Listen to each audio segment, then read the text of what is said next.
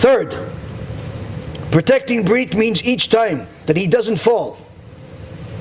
We're not even talking about he hasn't fell for 5 years. He stopped. Now he's walking down the street. He's going to shul. He's going to work. Some woman that forgot her clothes at home walks by. She doesn't have arms or legs.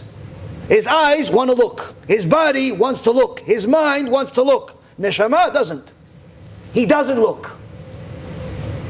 At that moment, says Rabbi Yaron Reuven, that he doesn't fall. It's counted in the eyes of HaKadosh Baruch Hu as if he has fulfilled all of the mitzvot of the Torah. What does that mean, all of the mitzvot of the Torah? What does that mean, that all of the mitzvot of the Torah? That means that if you are not a Kohen, how are you going to make the mitzvah of the Kohen? You have 613 mitzvot. We always hear that. 613 mitzvot. You have to fulfill the mitzvot, but you can't. You're not a Kohen. You're not a Levi. You're not a woman. Or maybe a woman, but you're not a man. You're not young. You don't want to get a divorce. You don't want, you already, there's a lot of different mitzvot you can't do. You can't do certain mitzvot. Can't do korbanot. You'll have a Bet HaMikdash, unfortunately. You don't look at her, you fulfill that mitzvah. You officially just made a mitzvah of the Kohen Gadol. You officially just made the mitzvah of bringing korban to Bet HaMikdash. You officially made every single mitzvah in the Torah. And that's just one time. You don't look again? Again. Now of course, don't put yourself in harm's way. Don't go into a nightclub and say, I'm not going to close my eyes. I'll close my eyes, guys. Why? Gemara Masechet Bava Metzia says, somebody puts himself at risk, knowing it's a risk. In Shemayim, they put a stamp on his forehead. Say, Rashau. He's wicked. Why? He's taking risks with his neshama. Who told you you're going to pass the test? Why do you have so much confidence in yourself? But if you pass the test, you just made 613 mitzvot. 613 mitzvot. Who's better than you? The guy who got the foot reward. He's better. It happens to be the same guy. Why? Because same reward for the same mitzvah. Dalit. He's rewarded with 3 special gifts from HaKadosh Baruch Hu. Number 1, he is promised, and again, everything I say he, counted as she. Everything is he, she.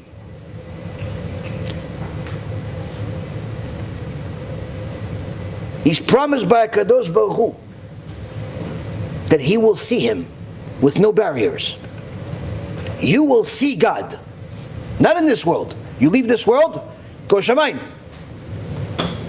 But even in Shamayim, the angels don't see Hashem. No one sees Hashem. No one sees Hashem. The angels can't see Hashem. The Chayot, the special levels of angels. Going to the Rambam, Yad HaChazakah, gives you different levels of Chayot. Different levels of different angels. Called Chashmal, called Chayot, all types of wonderful things. Some of them are the size of planets, some of them are the size of little tiny things. Some you can see, some you can't see. Some have names. Michael, Gabriel. Some have names based on their mission. But they can't see God. But someone that's a Shomer Brit, leaves this world with a Brit Kodesh, is promised he's going to see HaKadosh Baruch Hu, with no barriers. Rabbi Yaron Reuven says to him, look, my brother, and he speaks in such a beautiful language, even though he's telling you about some things that, on the other hand, when the punishment, he says the same thing. Gehinom, Kafakela, Gan Eden. It's all the same holy mouth. He says, my dear brother, the love of my life and the light of my eyes, he calls us. Look at these wonderful things that HaKadosh Baruch Hu wants to give us. You promised to see HaKadosh Baruch Hu, can you possibly imagine such a thing? Not like these idol worshippers that think that some rock star with long hair died and that's now everybody has a picture of him. We're talking about seeing HaKadosh Baruch Hu. That's just one of the things. Second, the holy neshamot from Shamayim unite with that person and impregnate his neshama. What does that mean, impregnate his neshama? We're not going to go into all the details. I'm going to give you a small little tidbit. Someone that learns Torah, does mitzvot, dedicates themselves, still has to deal with the capabilities of their body, capabilities of their mind. Meaning, if your IQ is 100, even if you learn Torah, naturally speaking, you learn math, you learn Torah, you learn other things, it stays 100. Okay, you learn a little more, maybe we'll go up to 102, 105. If we're really nice to you, want to make you feel good, we'll tell you it's 110. But that's it. A woman does tshuva, she puts modest clothes on, eats kosher, sends the kids to all types of yeshivot, everybody's tzaddikim. Nothing changes. She doesn't all of a sudden want to change her life and help the whole world. Right? Wrong. Why wrong? If a person has Brit Kodesh, he gets another reward. What is that? The tzaddikim that are already in Shamayim want to be part of your life. How can they be part of your life? What do you think they care about whether you light a candle for them? They actually like it, but it doesn't really change their life that much. They're already tzaddikim. The candle is more for you than it's for them. Going to the graveside is more for you than it's for them. But how can you benefit? If you have Brit Kodesh, the tzaddik wants to be part of your life, and thereby takes a spark of his neshama and puts it in you. All of a sudden, you wake up on a Monday morning, you are IQ 105, 110, 120. You are able to read one daf Gemara. Maybe it took you 6 hours, maybe it took you 2 hours. You're trying. But all of a sudden, today, 10 pages, 20 minutes. What happened? Would you become a genius all of a sudden? All of a sudden today, you don't even think about anything other than HaKadosh Baruch Hu. All of a sudden today, you want to have some type of plan to help Am Yisrael do tshuva. All of a sudden you get these powers, wisdom, things that are not really yours. You know what that is? A tzaddik came in. And a tzaddik is trying to help you do more mitzvot.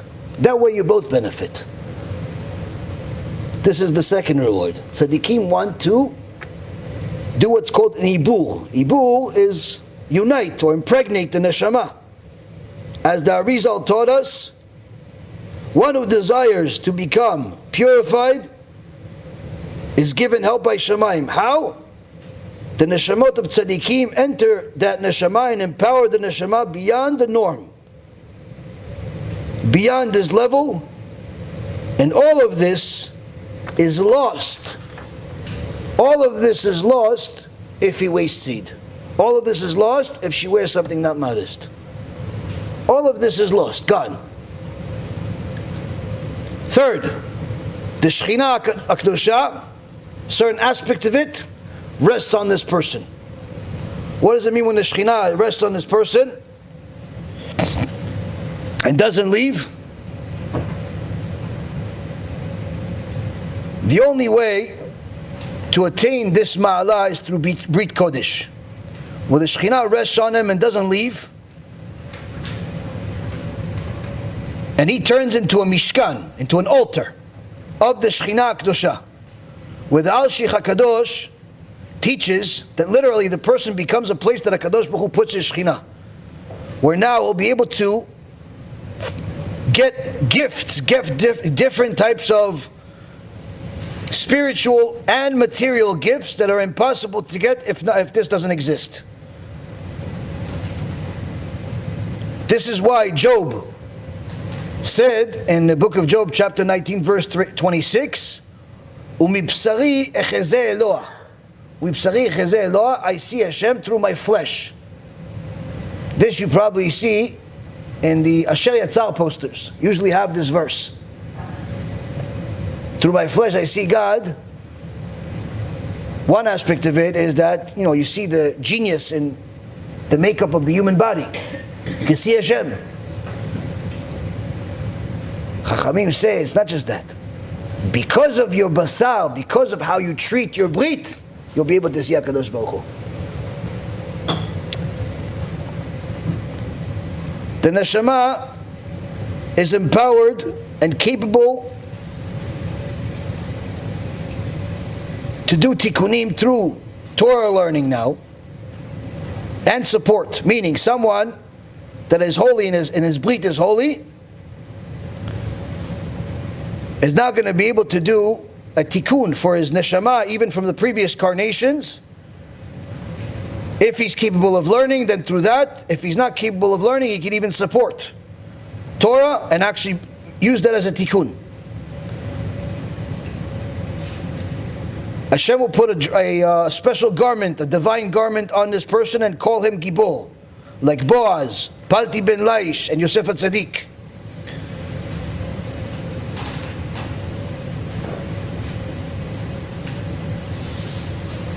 The Rambam says in Taharat al-Machshava, chapter 1,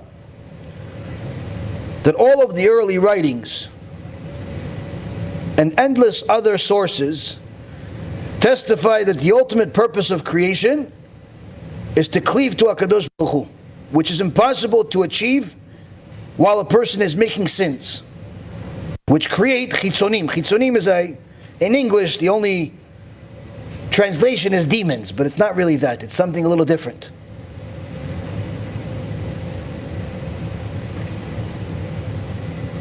When a person makes chitzonim, makes sins, it's impossible for him to cleave to Hashem and achieve his purpose.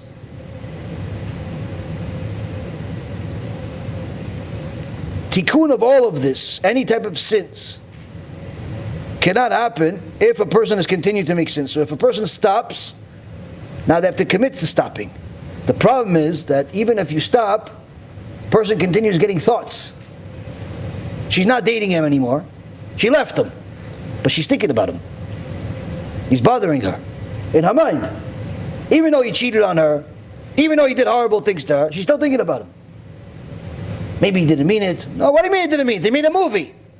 Maybe he didn't like it. What do you mean he didn't like it? He beat you up in front of people.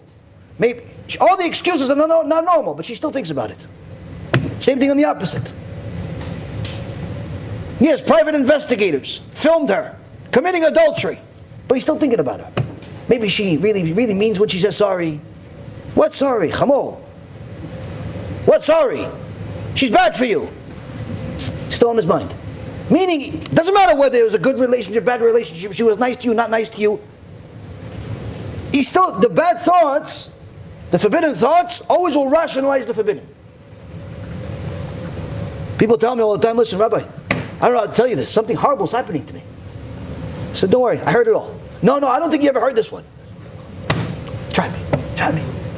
Rabbi, listen, I went to shul, I was praying, but all of a sudden I'm thinking about Avodah Zarah. And I said, okay, and? What do you mean, and? That's what happened. I said, no, what's the problem? He goes, what? It's not a big deal? No, it's a big deal, it's a huge deal, it's horrible. But what's the new thing that I never heard before? He goes, no, that was it. I'm like, oh, that's almost standard. Rabbi, I went to shul. I was thinking about a woman I wasn't allowed to be with. No, what's the new thing? No, that's not new. That's what happened all the time almost. So okay, so that's nothing new. It's almost standard. Rabbi, I'm praying to HaKadosh Baruch Hu, I'm thinking about wrong things. It's standard. Why is it standard? You know why it's standard? So long as you did not do a Tikkun Habrit, you're going to have garbage thoughts in your mind. Even if you're not committing the act, even if you're not with her anymore, even if you're not with him anymore. Anytime you pray to HaKadosh Baruch Hu, anytime you're trying to do a mitzvah, anytime you want to have peace and quiet and just simply connect to Hashem, all of a sudden you're going to have enemies enter your mind. Until now you wanted to do it. Once you did it, all of a sudden you don't feel like it anymore. Until now you were looking forward to go to pray to Hashem. All of a sudden you start praying, you're thinking about Yoshki, you're thinking about some idol, you're thinking about Buddha, you're thinking about money, you're thinking about all forms of Avodah Zarah. You know why? Because you still didn't do the tikkun. You still didn't rectify the brit. You may not be committing the act anymore, but the damage is still there. So says the Ramban, so long as the chitzonim is still there, it's impossible to cleave to HaKadosh Baruch Hu. It's impossible to cleave to HaKadosh Baruch Hu.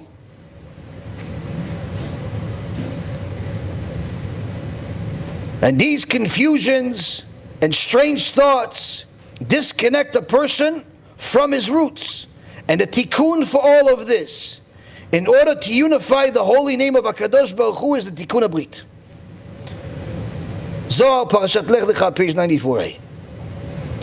The Reshit Chochmah, in Shar HaKdusha, Perek 17, says the one who merits to purify his breed according to the conditions that we mentioned will merit that all of his thoughts will be pure, and he will merit to cleave to HaKadosh Baruch Hu's name, the Yud Kei Vav Kei one, the Tetragrammaton, whereby without brit being pure, the pgam that exists makes it impossible to cleave to HaKadosh Baruch Hu and fulfill your purpose. It's impossible for a person to have pure thoughts without having Brit Kodesh. Impossible. You can have a pure thought for a few minutes, few seconds, but pure thoughts for an hour, 2 hours, a day, a week, that's only in the movies. Doesn't exist. Why? There's a pgam. There's a defect that has to be fixed. It's like having a highway. They spent $5 billion on it. Only one problem with the highway. After you go about 2 miles, there's a hole in the ground, size of the equator. So in order for you to get to the other side of the highway, you have to fly. Is that highway worth anything? No. Does it have potential? Absolutely. It can be a fantastic highway. You just have to fix that bump. You have to fix that hole.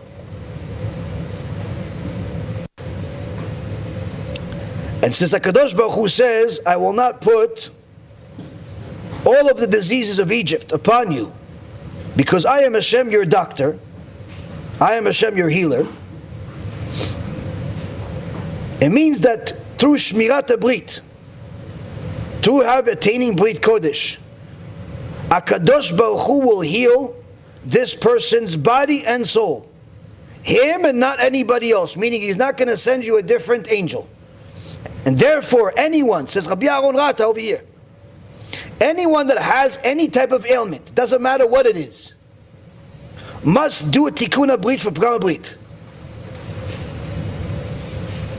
And when his tshuva is accepted, then the fulfillment of the verse, I am Hashem your healer, will be fulfilled by HaKadosh Baruch Hu himself and not an angel, which will make a cure forever. Now a person hears this, if he's not sick, it's like, oh, it's pretty cool. If he's sick, impossible. You know why? When you're sick, you don't think right. When you're sick and you're in pain, you don't think right. It's very tough to think right. That's why Job, for example, wasn't judged harshly for the things he said. He was tested with the harshest test that ever existed. But for the things he said, which are borderline heresy, in some cases were heresy, he wasn't judged ahead of it. Why? He was in pain. He was in pain. Can't judge someone that's in pain the same way. Needless to say, a person that believes the Torah is 100% from HaKadosh Baruch Hu, believes every word of it, hears these words, says there's a cure for everything. How? Tikkun Habrit. Now again, Tikkun is not just don't make the sin. Tikkun is fixing the thoughts, fixing the mouth, doing tikkun for whatever sins a person made in the past, or at the very least starting to do it. It's a process, but nonetheless, a person that does not believe in the Torah is complete, is not going to allow himself to do it. He won't sin with this, but he'll sin with something else. But when a person hears words like this, he says, so wait, you're telling me, HaKadosh Baruch Hu says, and I read this every day in prayer, I am Hashem your healer. It's a pasuk in the Torah. That HaKadosh Baruch Hu is going to heal me from whatever ailment that I have. And it's not going to be an angel, it's not going to be Malach Raphael, it's going to be HaKadosh Baruch Hu himself. And how do I know it's happening? Simple. Sickness is gone. But how do I know it's going to be? Tshuva is accepted. If you're still not feeling well, tshuva hasn't been accepted yet. You haven't completed it yet. There's more work to do. More tikkunim to do. But it gives a person literally an instruction set, but also a test. How much do you really believe? Where's your line? You know, people believe to a certain extent. Theoretically, everyone says, listen, if Hashem says, jump off the mountain, I'm jumping. Until it happens. But he doesn't say jump off the mountain. He says, go to Shiur Torah. Sometimes we go past. All of a sudden we get busy. We get tired. So a person that believes in the Torah sees hope beyond any doctor, any medicine that exists. And since HaKadosh Baruch Hu said it, the Ma'ala 12, the Ma'ala Shtem, this is only 12. Where HaKadosh Baruch Hu said, if not for my Brit, day and night, the rules of the world, the nature of the world would not exist. It means that all types of positive blessings are dependent on the Brit, including rain, angels, the stars, the things of this world and the other, on the upper world. And that's why Yosef HaTzadik merited to receive more blessings than all of his brothers. At the end of Sefer Bereshit, all the 12 tribes get blessings from Yaakov. I'm sorry, in the beginning of, end of Bereshit. But we see the blessings that Yosef got were much more than the rest of his brothers. Why? Because he had Brit Kodesh. The blessings he got here also get blessings on top, above. That's also why we say the prayer of Amalach HaGoel Oti Mikol Ra. The Zohar Kadosh in Parashat Shlach, page 165, side A, says, look at these holy words of blessings, worth more than gold and paz. Paz is like a different type of gold. Zahav and paz. Look at all of these holy words that will be given to one that has Brit Kodesh, where HaKadosh Baruch Hu Shekhinah will protect this person in front of him and behind him. And no man in the world will be able to harm him.